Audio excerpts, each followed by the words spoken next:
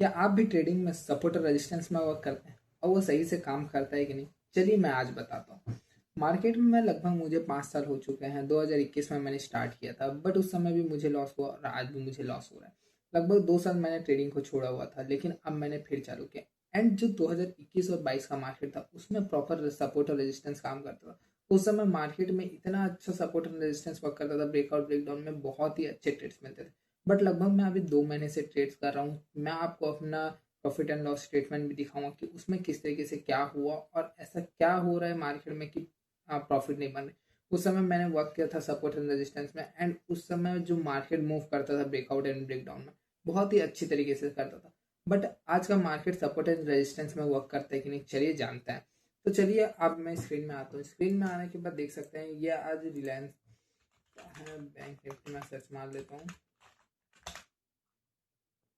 तो ये bank Nifty का चार्ट है। बैंक निफ्टी का चार्ट से पहले मैं आपको अपना 2 महीने का यहाँ आपको दिखाता हूँ कि मैंने किस तरीके से ट्रेड किया था और किस तरीके से हमारे प्रॉफिट हुए लॉसेस हुए। ये हमारा ट्रेड्स डायरी में जा रहा हूँ।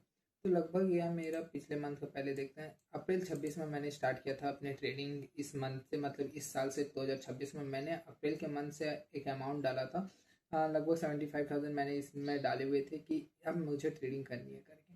बट इस महीना मेरा किस तरीके से गया चलिए मैं आपको दिखाता हूँ। देख सकते हैं टोटल यहाँ पर लॉस, एक बार मैं यहाँ पर अपना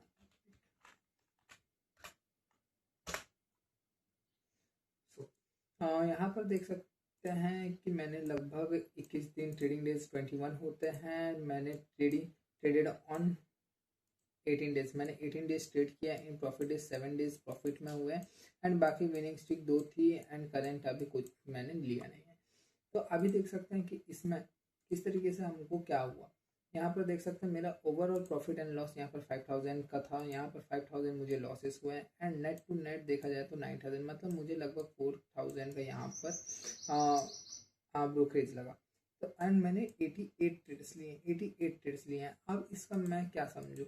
88 ट्रेड्स यहाँ पर बाय एंड सेल दोनों को मिला कर बता रहा है। लगभग मैंने 44 ट्रेड्स लिए। 21 डेज में 44 ट्रेड्स, मतलब दिन के मैंने लगभग 2 ही ट्रेड लिए। तो ये देख के मुझे पता चलता है कि मैंने जो अपना ट्रेडिंग सिस्टम बनाया था मैंने उसी में ट्रेड किया। अगर मैं यहीं पर ओवर ट्रेड करता तो मुझे समझ आता कि नहीं, यहाँ पर मेरे कारण गलती से मेरे को लॉसेस हुए। बट यहाँ पर मार्केट कहीं पर भी देख सकते हैं कि पहले दिन मुझे यहाँ पर 1300 का लॉस हुआ, फिर 3,000 का लॉस हुआ, प्रॉफिट भी 2,000 का लिया मैंने। इस दिन तो कोई छोटा, फिर 2,000 का प्रॉफिट लिया, 1,500 का लॉस लिया, 700 का प्रॉफिट, 900 का प्रॉफिट। मतलब लॉसेस मेरे देख सकते हैं 2,000 3,000 के अप्रॉक्सी। एंड प्रॉफिट भी देख सकते हैं 1,000 2,000 2,500 के आसपास ही। तो यहाँ पर हमको क्या समझ आ रहा है कि अगर देख सकते हैं, यहाँ पर मैं एक बार नीचे चलता हूँ।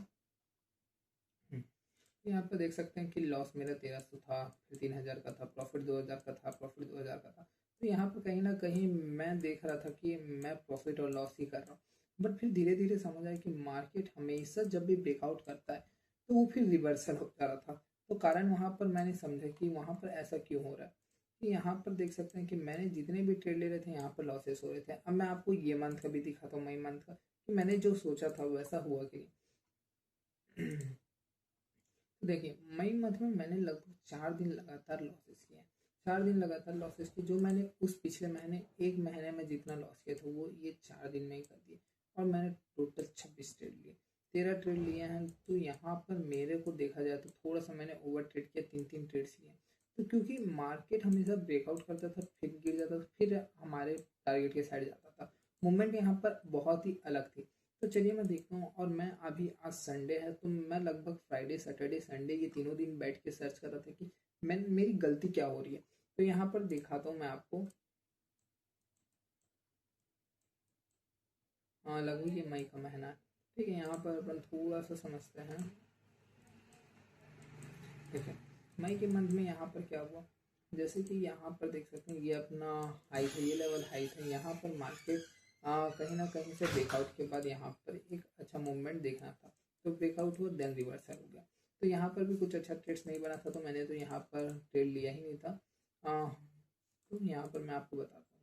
ये देखिए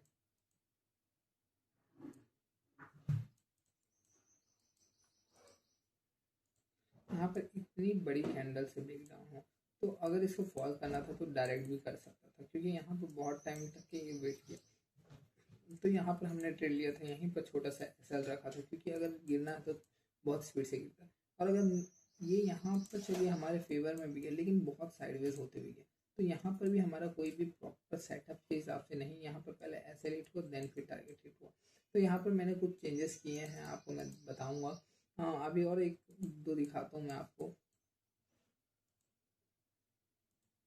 जैसे कि यहाँ पर देखिए, ये डे लो था, इसके ब्रेकडाउन के बाद यहाँ पर मोमेंटम आनी चाहिए थी। मार्केट ओवरऑल डाउन ट्रेंड में था, डाउन ट्रेंड होने के बाद भी यहाँ से कोई मोमेंटम नहीं, मार्केट साइडवेज हो जा रहा था। तो यहाँ पर हमारा एक लॉस हुआ। तो यहाँ पर देख सकते हैं कि एम पैटर्न बनाया, एम पैटर्न बनाने के बाद भी कुछ ज़्यादा मूवमेंट था नहीं। तो यहाँ पर जैसे कि ट्रेड्स जहाँ भी हमने किए, लगभग मैं मॉर्निंग आवर में ही ट्रेड करना पसंद करता हूँ। तो यहाँ पर देख सकते हैं कि ये एकदम यहाँ पर गैप अप ओपन हुआ, नीचे आया, यहाँ पर एम पैटर्न का भी ब्रेक डाउन हुआ, लेकिन फिर से साइडवेज हुआ। पहले हमारा एसएल हिट हुआ, देन फिर यहाँ पर डाउन साइड गया। तो हर जगह यहाँ पर पहले एसएल हिट्स हो रहे हैं। तो इसका कारण क्या है? मार्केट में वॉलेटिलिटी है, या मार्केट इसी तरीके से वर्क करता है? यहाँ पर भी देख सकते हैं, यहाँ डाउन साइड का यहाँ पर ब्रेक डाउन किया, देन फिर यहाँ पर अप साइड किया, यहाँ पर भी अप साइड का ब्रेक डाउन किया, फिर देन डाउन साइड है। तो अगर मार्केट को यहाँ पर साइडवेज होने के बाद मान सकते हैं यहाँ तक क्या आपका बुकिंग आया, यहाँ से मार्केट रैली किया, फिर यहाँ पर साइडवेज हुआ। साइडवेज होने के बाद मार्केट को यहाँ पर अगर ब्रेक डाउन करता है तो यहाँ पर एक अच्छा फॉल देखने को मिलता, और अदरवाइज यहाँ पर एक ब्रेकआउट हुआ तो इसको एक कंटिन्यू करना था, बट यहाँ पर फिर ये रिटर्न आ जा रहा है। तो क्या हो रहा है, यहाँ पर हर जगह जितने भी बायर्स और सेलर्स है, सबको मार्केट वॉलेटिलिटी में एसएल ले रहा है। तो यहाँ एसएल लेने के बाद क्या हो रहा है, देखिए यहाँ पर भी मार्केट यहाँ पर सपोर्ट लेवल बनाया, ब्रेकडाउन के बाद यहाँ पर फिर से साइडवेज होकर अपना एसएल हिट हुआ।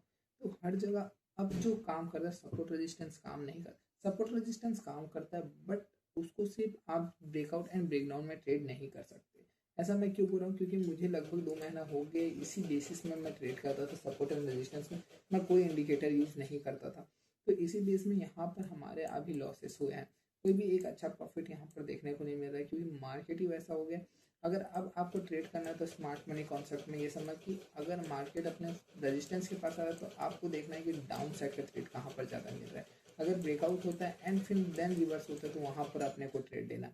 अभी ऐसा कहीं पर नहीं, जैसे कि मान लीजिए यहाँ पर एक ट्रेड बनता है, यहाँ से मार्केट ऊपर गया, ये रेजिस्टेंस लेवल यहाँ पर होल्ड किया, ब्रेकआउट किया, फिर यहाँ पर रिवर्सल आ रहा है तो आप यहाँ पर डाउन साइड का ट्रेड ले सकते हैं। तो इस तरीके से मार्केट चल रहा है एंड हर जगह से मार्केट हो जा रहा है साइडवेज। तो यहाँ पर अगर आप ऑप्शन बाइंग की जगह ऑप्शन सेलिंग करेंगे तो ज़्यादा अच्छी बात है। मुझे जो लग रहा है, जैसे कि जितने भी आपको यहाँ पर रहते हैं, जो सीखे हुए हैं, जो मार्केट से पैसा कमाए, उनको पता है कि मार्केट किस तरीके से मूव करेगा, उनको आइडिया, वो 4-5 साल से कर रहे हैं। तो क्या होता है, वो यहाँ पर लॉस किए हैं तो वो यहाँ से एक बार और सेलिंग करके ज़्यादा अमाउंट में अब वो प्रॉफिट कमा लेते हैं। लेकिन हम उन्हीं का देख देख के क्या कर सोचते हैं कि हमको प्रॉफिट क्यों नहीं आ रहा, हमारा क्यों लॉस हो रहा है। बट हमको अपने सिस्टम एक बनाना है। अगर हम सोचेंगे, मैंने भी लगभग 4-5 ट्रेडर्स को देखा है यूट्यूब में कि वो किस तरीके से ट्रेड्स करते हैं, और मैं सोचता था कि मैं उन्हीं का स्ट्रेटेजी को यहाँ पर मार्केट में लाऊंगा और प्रॉफिट कमा लूँगा। मैंने सारे 9 EMA स्ट्रेटेजी यूज़ किए, 5 EMA स्ट्रेटेजी यूज़ किए, ब्रेकआउट ब्रेकडाउन स्ट्रेटेजी यूज़ की। तो सारी स्ट्रेटेजी यूज़ करने के बाद भी मुझे लॉसेस होते थे, और ऐसा नहीं कि मैं पूरे 1-2 महीना जिस तरीके से मैं ट्रेडिंग करता हूँ उस तरीके से ट्राई किया, तो ऐसा कहीं नहीं होता। आपको अपना सेटअप खुद बनाना पड़ेगा। तो मैंने भी अभी आज 2 दिन पूरा बैठ के देखा है कि किस तरीके से मैं सेटअप बना सकता हूँ। तो इसको बैक टेस्टिंग तो हमारी हो गई है एंड अब मैं करूँगा फॉरवर्ड टेस्टिंग। लगभग 2 से 3 हफ्ते, ये मई का मंथ में पूरा फॉरवर्ड टेस्टिंग करूँगा, देन फिर मैं कुछ अमाउंट फिर लाऊंगा एंड फिर से मैं वो बेसिस में ट्रेड करके देखूंगा कि हाँ हमको प्रॉफिट हो रहा है और लॉस हो रहा है। तो मिलते हैं दूसरे वीडियो में। अगर वीडियो अच्छी लगी हो तो लाइक और सब्सक्राइब जरूर कीजिए। Thank you.